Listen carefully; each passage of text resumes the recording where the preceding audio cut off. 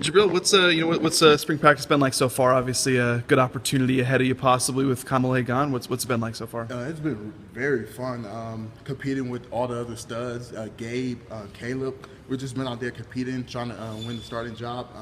Coaches been pushing us so hard to replace Kamale. So we've just been out there fighting, playing. It's going great, really. What's been like? You mentioned the competition, but also kind of having Gabe there. Yeah. When you lose a guy like Kamale, coaches might be worried a bit, but Coach Caldwell seemed pretty confident in you two being able to help replace him. Oh yeah. Well, like I like to say, my confidence is way higher since I played last year. So I'm out there, I make mistakes, but I know how to fix it.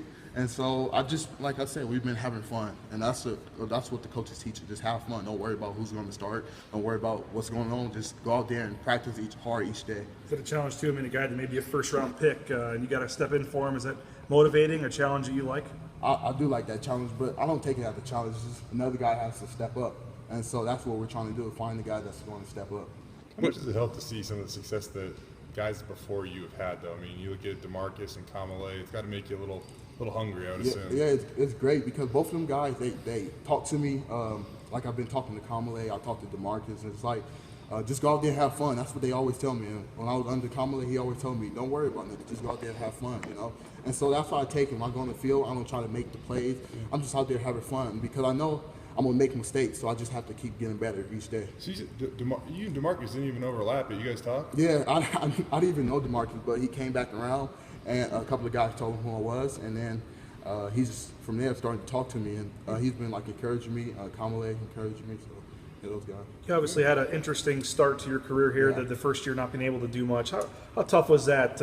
We saw you a couple of times after the game just walking by, but you couldn't do anything with the team, right? Yeah, I couldn't do anything. That was so hard on me, coming from high school. I mean, I made the mistakes in high school, but since I've been here, 3.0 board, so I've just been striving to get better each day. That was hard for me, not being around the team. I couldn't do anything with the team. But what I took in understanding is like God put you in place for a certain reason. So one thing I did was I lifted with Pringle every day. Okay. And so that's when I put on 20 pounds. 15 pounds when I first got here.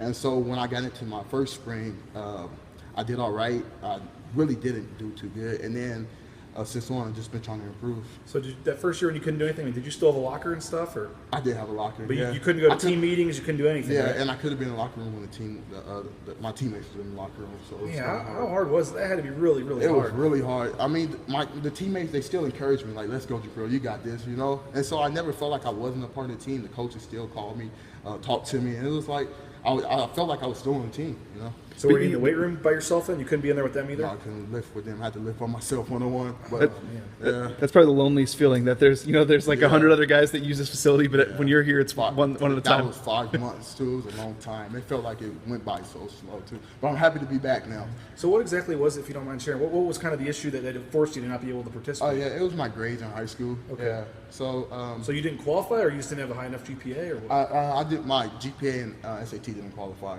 for both. So I'm back now, so I'm happy.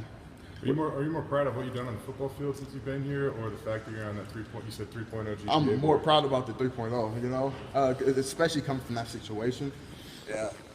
So you had to take some classes that first semester then to get eligible, or what did you have to do that first semester? I had to take I took 12 units, and I had to get over a 2.8.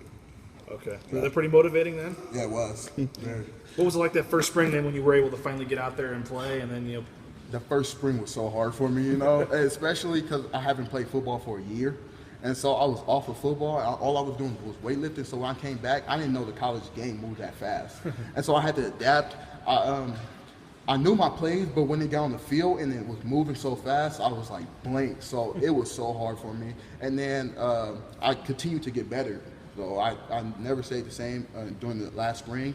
And then when the fall camp came, I started to do good. So when you get in the game last year, what was that after all you'd gone through to get to that point in those lonely days, to actually get in the game last year for the first time, what was that experience like for you? The Washington game. I remember Coach Caldwell the week before, he said, Frazier, you're playing, and I was like, wait, what? and then when I first got in the game, I was like, oh my God, the fans were going crazy. And first time I got in, it was third down, and so that's when our fans were going crazy. And so it was so loud, I couldn't hear anything. And the good thing, when they sent me in, they told me to play, so I didn't have to see the signal. So it was like good. I already knew what I had to do. And after that, I was just like, okay, I can do this. What you talked about, kind of learning. What did you learn from having played now a season of college football, taking it into the spring? Yeah. What were the things that you learned last fall? Well, first off, confidence. Like now, I have confidence, so I'm able to go out there and see things I didn't see before. And then the game has slowed down for me so much now, so I'm able to, like I said, see things. But I just learned how fast the game moves, how big the offensive tackles are. They're giant. And then basically just playing team football. In high school, you can run around and make plays, but now we have to do our assignments. So yeah. How passionate are you about this game? I mean, you talk about it with a certain energy that seems kind of unique. Yeah, I'm very passionate about this game. I've been playing for a long time, and I'm just happy to actually play now and do things that I never did before. So yeah, it's going good. You mentioned go ahead. Oh, just you talk about last spring, but what's it like playing and being out there at 245 pounds this spring? Way better. I feel way stronger too. I took this off season. It's like I did a lot of things that I never did. Like this off season, I worked out extremely hard. Like on Saturdays we had off, I came in and still worked out. I watched a lot of film. So the plays that I played last year, I rewatched all of them. I found out the good things that I did and the bad things I did, and I corrected and wrote down the bad things I did. So it made me way better. Sounds like pass rushing is kind of your specialty, or something you like doing. Talking to Coach Caldwell, what is it about the opportunity to get after the quarterback that brings out the best in you? I don't even know. I just pass rush. I really like that. Getting to the quarterback, I use my speed a lot and coming off the edge. One thing I've been liking this spring ball is dropping back in coverage. We're dropping back in coverage so much now, so it's great for me. And Coach Avalos has been teaching us a lot. I work with him every day now, and so it's great now. You already have visions of the first pick six, when you drop back. And Yeah, hopefully. I do want to get a pick this year. How much of a weapon could that be? I mean, look at a guy your height being able to drop back in coverage. That can be. Yeah, that can be. It's a great weapon. We've been using it on our offense, and they've been doing good against us. But then we stop them a couple of times. So it's great to have a big 6'4" or 6'3" linebacker on a wide receiver dropping. So yeah. What's it been like having Gabe back out there? He obviously was a guy who had to go through a lot last fall too. So. Yeah, he's been pushing me. Him and Caleb. It's been a fight every day in practice. We're all trying to fight for a starting job, but it's going great too. Yeah, he's a great player. Was there anybody in particular during that time where you had to sit out, whether it was a family member, or teammate, coach, that really helped get you through some of the dark days? My dad and for sure Coach Yates, and especially he recruited me, and so he knew what I was going through, and so Coach Yates he pushed me every day, like, you're going to get through this, you're going to get through this. And so, J-Mac, my roommate, he pushed me too, because we both came in. He was one of the reasons why I came here.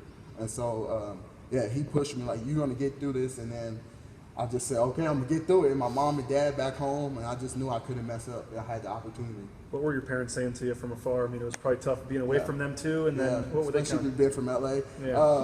They just pushed me, my dad always told me never give up, my mom always told me never give up, and I took it to heart, and I said, okay, I won't give up, I need to make it. Cool. Good.